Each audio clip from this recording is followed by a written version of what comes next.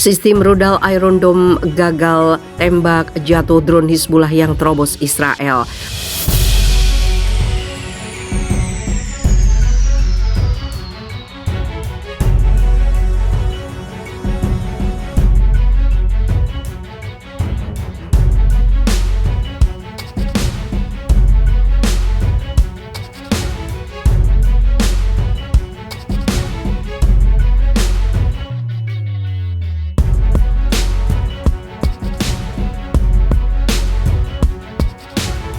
Militer Israel mengaktifkan sistem pertahanan rudal Iron Dome setelah drone milik Hizbullah menerobos masuk ke wilayah negara mayoritas Yahudi tersebut. Sirine peringatan merah terdengar di daerah Galilea Utara, Lembah Yordan dan dataran tinggi Golan Selatan pada Jumat pagi setelah sebuah kendaraan udara tidak berawak menyeberang ke Israel dari Lebanon. Setidaknya 2 putaran sirine peringatan merah diaktifkan di utara pertama kali dalam beberapa bulan. IDF seperti dikutip dari Yerusalem Post Sabtu 19 Februari mengkonfirmasi bahwa drone Hizbullah telah berhasil kembali ke wilayah udara Lebanon, tidak berhasil dijatuhkan oleh Iron Dome. Penduduk di daerah itu melaporkan mendengar ledakan setelah alarm putaran kedua. Layanan penyelamatan Magen David Adom mengatakan bahwa tidak ada korban luka setelah peringatan tersebut dan IDF mengatakan bahwa tidak ada instruksi khusus untuk penduduk. Hizbullah kemudian melaporkan bahwa UAV-nya telah melakukan misi pengintaian yang sukses setelah menghabiskan 40 menit di wilayah Israel, terbang sekitar 70 km tanpa terganggu. Sebagai tanggapan, IDF mengirim jet untuk terbang rendah di atas Beirut. Insiden itu terjadi saat Kepala Staf IDF, Letnan Jenderal Afif Kohafi berada di Singapura untuk kunjungan 5 hari, di mana dia akan pergi ke Singapura Airshow mengadakan pertemuan dengan beberapa pejabat. Tugasnya di Israel digantikan oleh Wakil Kepala Staf Mayor Jenderal Herzi Halevi. Ini adalah insiden drone ketiga dalam 2 hari. Pada hari Kamis, IDF menembak jatuh sebuah pesawat tidak berawak Hizbullah. Setelah itu menyusup ke wilayah udara Israel. Malamnya IDF mengumumkan bahwa mereka juga telah menembak jatuh sebuah pesawat tidak berawak Hamas yang telah memasuki daerah perbatasan jalur Gaza Selatan. Drone itu jatuh di wilayah Gaza.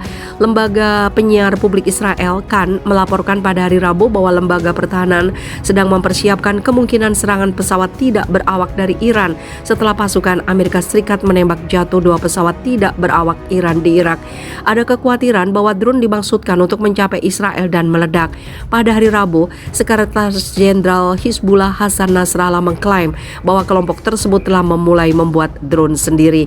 Kami telah memproduksi drone di Lebanon untuk waktu yang lama dan siapapun yang ingin membelinya, ajukan pesanan, katanya dalam pidato yang menandai peringatan pembunuhan mantan Sekretaris Jenderal Hizbullah Abbas al-Musawi oleh Israel pada tahun 1992.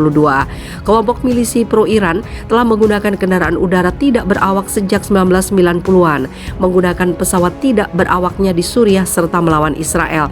Bahkan sebelum Perang Lebanon kedua pada tahun 2006, kelompok itu meluncurkan drone ke Israel dan selama Perang Hizbullah meluncurkan beberapa drone bersenjata ke negara itu. Kelompok itu dilaporkan memiliki 200 UAV buatan Iran pada tahun 2013 dan dengan bantuan dari Teheran. Sejak itu mereka secara signifikan meningkatkan armadanya yang akan digunakan untuk serangan drone kamikaze terhadap aset nasional strategis di Israel serta pengintaian terhadap IDF dan pangkalannya. Menurut sebuah laporan baru-baru ini oleh Pusat Penelitian ALMA, Hizbullah memiliki sekitar 2.000 kendaraan udara tidak berawak. Banyak di antaranya UAV canggih dari Iran dan lainnya diproduksi secara independen oleh kelompok tersebut.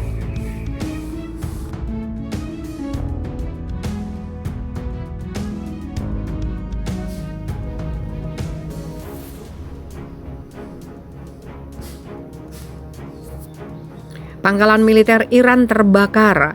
Kebakaran terjadi di salah satu pangkalan militer di Iran Barat pada Senin 14 Februari tapi tidak menimbulkan korban, menurut laporan media yang berafiliasi dengan Dewan Keamanan Nasional Iran. Pada Senin pagi, kebakaran melanda ruang penyimpanan oli mesin dan bahan mudah terbakar di salah satu pangkalan pendukung Garda Revolusi di wilayah Mahidas di Provinsi Kermanshah, sehingga menyebabkan kerusakan pada gudang industri, demikian kantor berita Nur. Timur. Kobaran api berhasil dipadamkan oleh petugas kebakaran. Sejumlah tim diterjunkan ke pangkalan tersebut untuk menyelidiki penyebab kebakaran.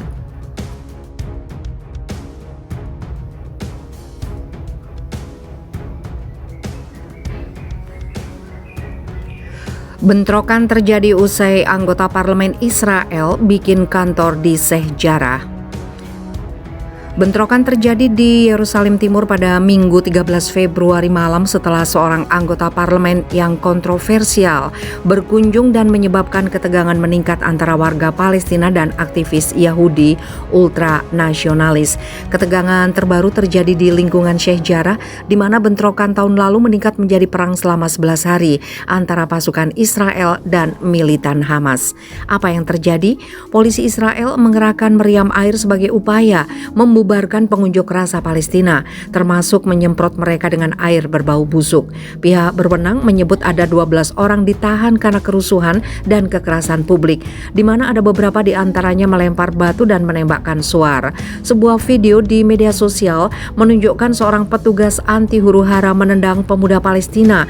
Organisasi kemanusiaan Bulan Sabit Merah melaporkan bahwa setidaknya 31 warga Palestina, termasuk seorang anak, terluka dalam bentrokan dengan pihak berwenang. Seorang reporter kantor berita AFF mengatakan jika ada seorang petugas polisi terluka. Mengapa bentrokan pecah? Ketegangan dimulai setelah sebuah rumah pemukim Yahudi di lingkungan Sheikh Jarrah dibakar pada akhir pekan. Menanggapi kejadian itu, anggota parlemen ultranasionalis Itamar Ben-Gvir mengumumkan akan mendirikan kantor bertenda di lingkungan itu pada Minggu 13 Februari. Ben-Gvir, seorang politisi sayap kanan yang dikenal karena komentar pedas tentang orang-orang Palestina, juga meminta pada pendukung ultranasionalis untuk bergabung dengannya. Warga Palestina pun berkumpul. Orang-orang Yahudi Israel yang menentang Ben-Gvir juga meminta orang-orang berkumpul di Sheikh Jarrah sebagai bentuk dukungan penduduk Arab di lingkungan itu. Ketegangan segera memuncak menjadi bentrokan dengan penentang Ben-Gvir melempar kursi ke kantor tenda daruratnya. Ben-Gvir yang bermaksud bermalam di lingkungan itu menyebut polisi Israel melakukan kebrutalan ekstrim ke para pengikutnya. Dia juga mencuitkan foto dirinya dari rumah sakit karena pingsan tetapi berniat kembali ke lokasi kericuhan. Banyak keluarga Palestina di lingkungan Sheikh Jarrah dan daerah lain di Yerusalem Timur mengalami penggusuran oleh kelompok pemukim Yahudi. Ribuan warga Palestina lainnya tinggal di gedung-gedung yang juga menghadapi pembongkaran. Reaksi Uni Eropa dengan cepat menanggapi lonjakan ketegangan di Yerusalem Timur dan menyerukan bentrokan segera berakhir.